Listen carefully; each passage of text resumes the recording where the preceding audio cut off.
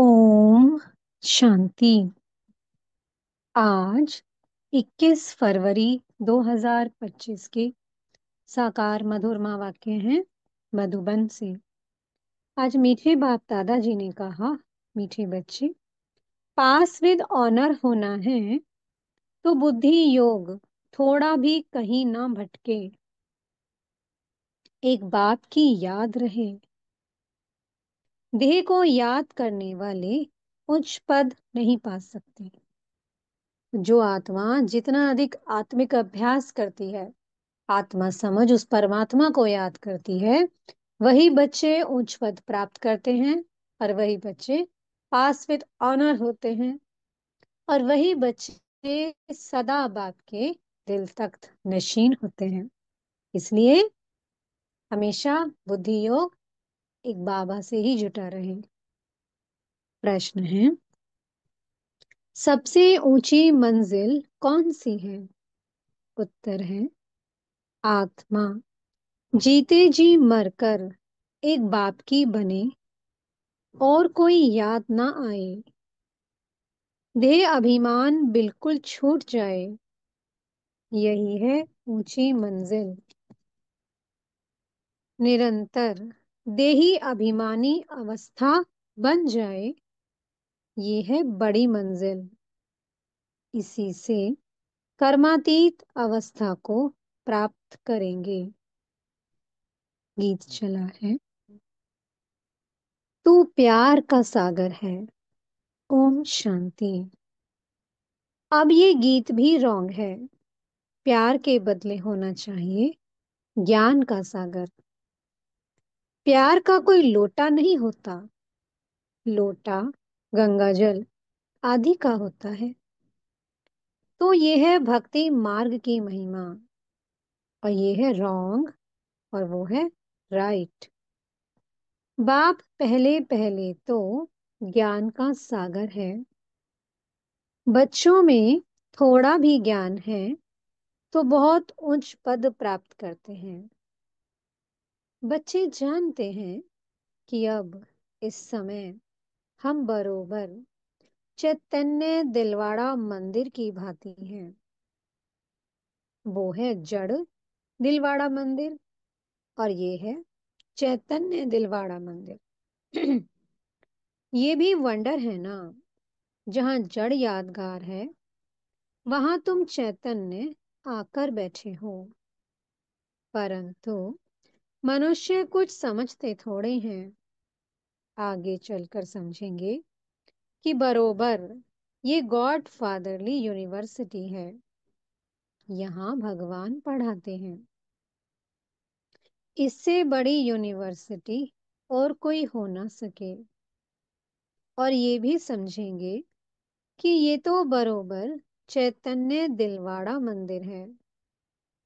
ये दिलवाड़ा मंदिर तुम्हारा एक्यूरेट यादगार है। ऊपर छत में सूर्यवंशी चंद्रवंशी हैं। नीचे आदिदेव आदि देवी और बच्चे बैठे हैं। इनका नाम है ब्रह्मा। फिर सरस्वती है ब्रह्मा की बेटी। प्रजापिता ब्रह्मा है तो जरूर गोप गोपियां भी होंगे ना। वो है जड़ चित्र जो पास्ट होकर गए हैं। उन्हों के फिर चित्र बने हुए हैं। कोई मरता है तो झट उनका चित्र बना देते हैं। उनकी पोजीशन बायोग्राफी का तो पता है नहीं। ऑक्यूपेशन नहीं लिखे तो वह चित्र कोई काम का ना रहे। मालूम पड़ता है कि फलाने ने ये कर्तव्य किया है। अब ये जो देवताओं के मंदिर हैं, उन्हों के ऑक्यूपेशन बायोग्राफी का किसको पता नहीं है। अब सब जाते हैं लक्ष्मी नारायण के मंदिर में, लेकिन किसी को ये नहीं पता ना लक्ष्मी नारायण वास्तव में कब इस धरा पर रहे। जगदम्बा की सब पूजा कर रहे हैं, वास्तव में जगदम्बा कब आई इस धरा पर, उन्होंने क्या ऐसा कार्य किया। बाबा कहते कोई नहीं जानता।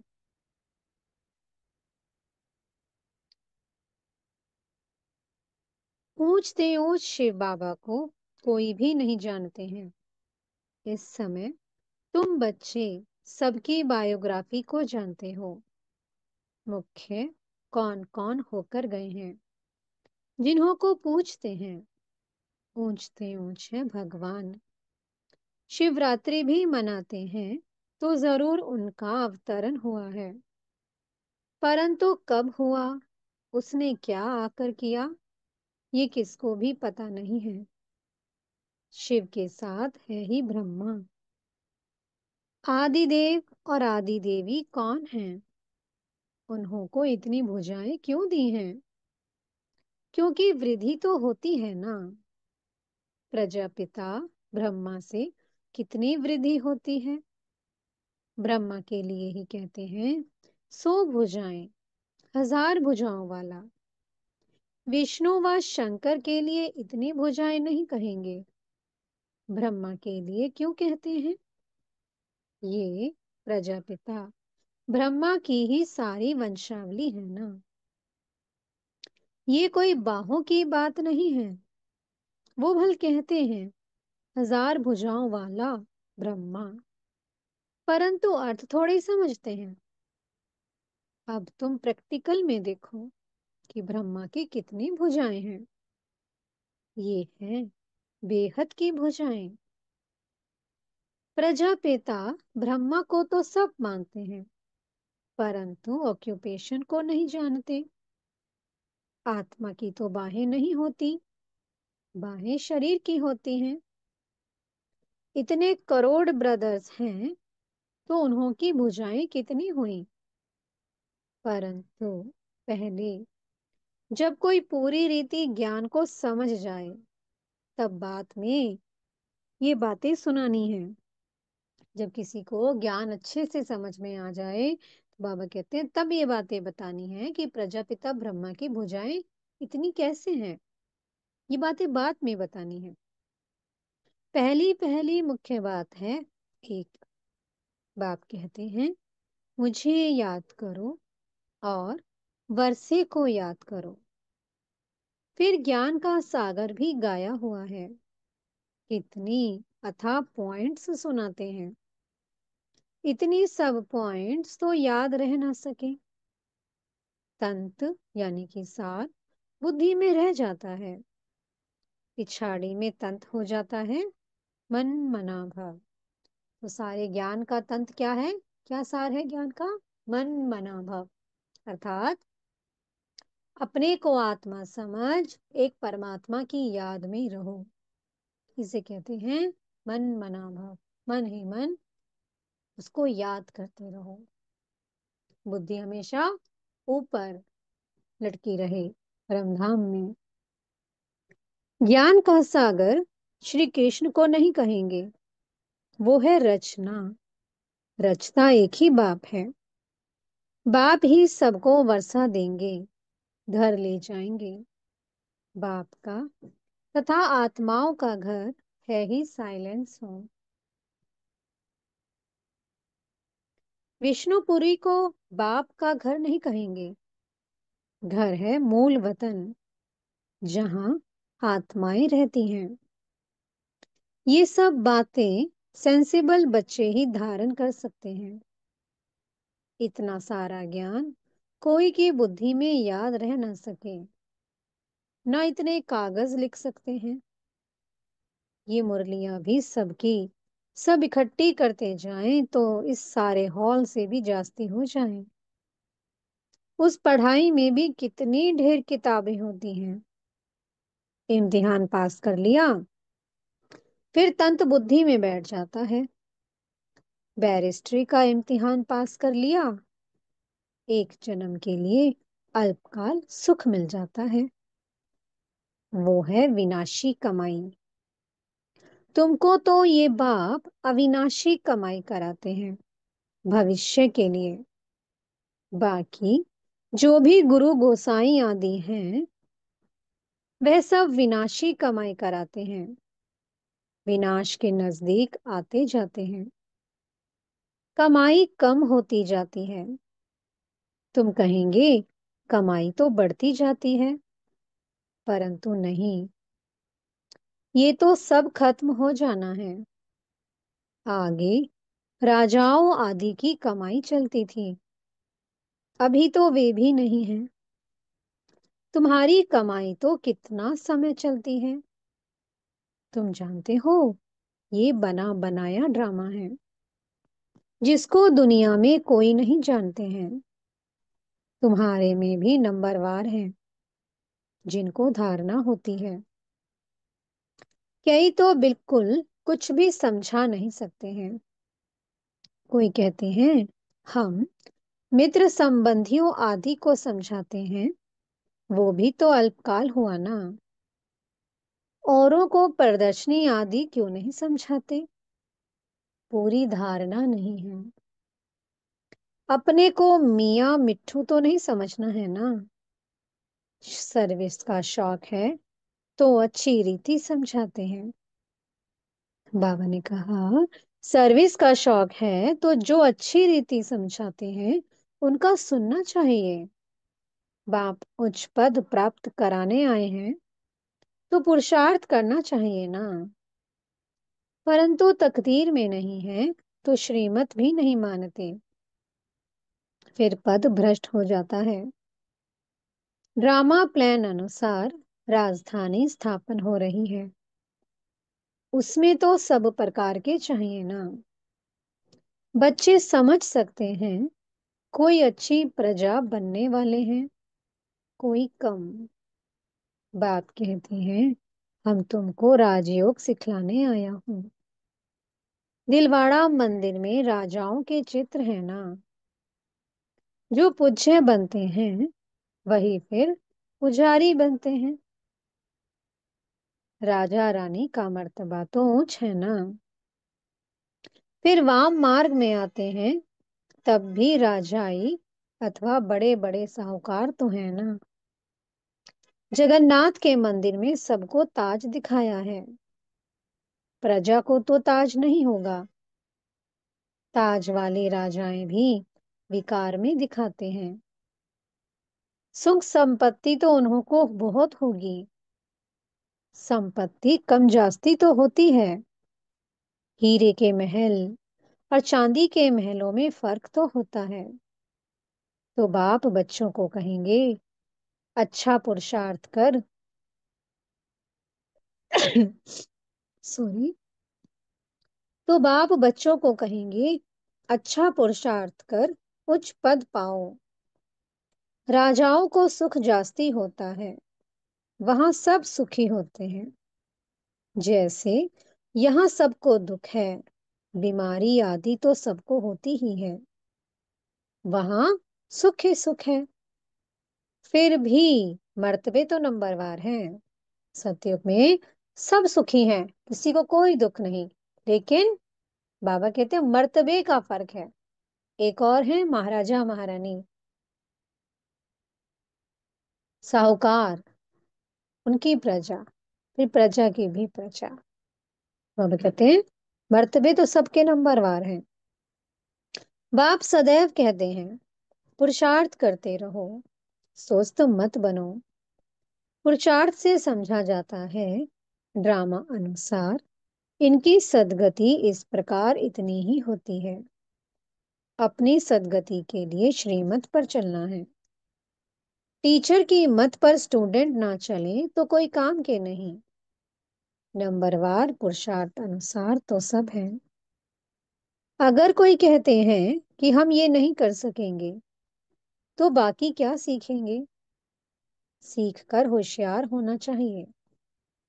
ये कोई भी कहे, ये समझाते तो बहुत अच्छा है, परंतु आत्मा जीते जी मरकर एक बात की बने और कोई याद ना आए, दे अभिमान टूट छूट जाए, ये है ऊंची मंजिल।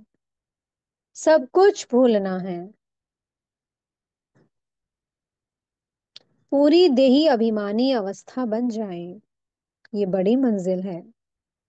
वहां आत्माएं हैं ही ऐशरीरी, फिर यहाँ आकर देह धारण करनी है। बाबा कहते हैं आत्माएं परम धाम में ऐशरीरी हैं, कि जब इस धरा पर आती हैं तो देह धारण करती हैं। अब फिर यहाँ इस देह में होते हुए अपने को ऐशरीरी समझना है। ये मेहनत बड़ी भारी है। तो सारी मेहनत क्या है? अपने को ऐशरीरी समझने की, अपने को विदेही समझने की। अपने को आत्मा समझ कर्मातीत अवस्था में रहना है। सर्प को भी अक्ल है ना, पुरानी खाल छोड़ देते हैं। तो तुमको देह अभिमान से कितना निकलना है। मूल वतन में तो तुम हो ही देही अभिमानी। यहाँ देह में होते अपने को आत्मा समझना है। देह अभिमान टूट जाना चाहिए। कितना भारी इम्तिहान है। भगवान को खुद आकर पढ़ाना पड़ता है। ऐसे और कोई कह ना सके कि देह के सब संबंध छोड़ मेरा बनो। अपने को निराकार आत्मा समझो। कोई भी चीज का भान ना रहे। माया एक दो की देह में बहुत फंसाती है। इसलिए बाबा कहते हैं इस साकार को भी याद नहीं करना है। बाबा कहते तुमको तो अपनी देह को भी भूलना है। एक बाप को याद करना है। इसमें बहुत मेहनत है। माया अच्छे अच्छे बच्चों को भी नाम रूप में लटका देती है। ये आदत बड़ी खराब है। शरीर को याद करना, ये तो भूतों की याद हो गई। हम कहते हैं एक शिव बाबा को याद करो। तुम फिर पांच भूतों को याद करते रहते हो। देह से बिल्कुल लगाव नहीं होना चाहिए। ब्राह्मणी से भी सीखना है, ना कि उनके नाम रूप में लटकना है। देही अभिमानी बनने में ही मेहनत है। बाबा के पास भल चाट बहुत बच्चे भेज देते हैं, परंतु बाबा उस पर विश्वास नहीं करता है। कोई तो कहते हैं हम शिव बाबा के सिवाय और किसको याद नहीं करते हैं, परंतु बाबा जानते हैं। पाई भी याद नहीं करते हैं। याद की तो बड़ी मेहनत है। कहाँ न कहाँ फंस पड़ते हैं। देहधारी को याद करना, ये तो पांच भूतों की याद है। इनको भूत पूजा कहा जाता है। भूत को याद करते हैं। यहाँ तो तुमको एक शिव बाबा को याद करना है। मेरा तो बस एक शिव बाबा, दूसरा ना कोई। ये पाठ पक्का करना है सबको।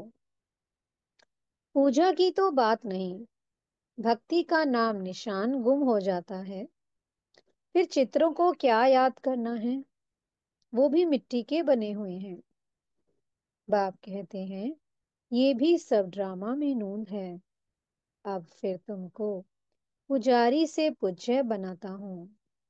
कोई भी शरीर को याद नहीं करना है, सिवाय एक बाप के। आत्मा जब पावन बन जाएगी तो फिर शरीर भी पावन मिलेगा। अभी तो ये शरीर पावन नहीं है। पहले आत्मा जब सतो प्रधान से सतो रजो तमो में आती है तो शरीर भी उस अनुसार मिलता है। अभी तुम्हारी आत्मा पावन बनती जाएगी, लेकिन शरीर अभी पावन नहीं होगा। ये समझने की बातें हैं। ये पॉइंट्स भी उनकी बुद्धि में बैठेंगी जो अच्छी रीति समझकर समझाते रहते हैं। सतो प्रधान आत्मा को बनना है। बाप को याद करने की ही बड़ी मेहनत है। कईयों को तो जरा भी याद नहीं रहती है। पास विद ऑनर बनने के लिए बुद्धि योग थोड़ा भी कहीं ना भटके, एक बाप की ही याद रहे। परंतु बच्चों का बुद्धि योग भटकता रहता है। जितना बहुतों को आप समान बनाएंगे उतना ही पद मिलेगा। देखो याद करने वाले कभी उच्च पद पा ना सके। यहाँ तो पास विद ऑनर होना है। मेहनत बिगर ये पद कैसे मिलेगा? ध्येय को याद करने वाले कोई पुरुषार्थ नहीं कर सकते। बाप कहते हैं, पुरुषार्थ करने वाले को फॉलो करो। ये भी पुरुषार्थी है ना। ये बड़ा विचित्र ज्ञान है। दुनिया में किसको भी पता नहीं है, किसकी भी बुद्धि में नहीं बैठेगा कि आत्मा की चेंज कैसे होती है। ये सारी गुप्त मेहनत है। बाबा भी गुप्त है। तुम राजाई कैसे प्राप्त करते हो? लड़ाई झगड़ा कुछ भी नहीं है। ज्ञान और योग की ही बात है। हम कोई से लड़ते नहीं हैं। ये तो आत्मा को पवित्र बनाने के लिए मेहनत करनी है। आत्मा जैसे जैसे पतित बनती जाती है, तो शरीर भी पतित लेती है। फिर आत्मा को पावन बनकर जाना है। बहुत मेहनत है।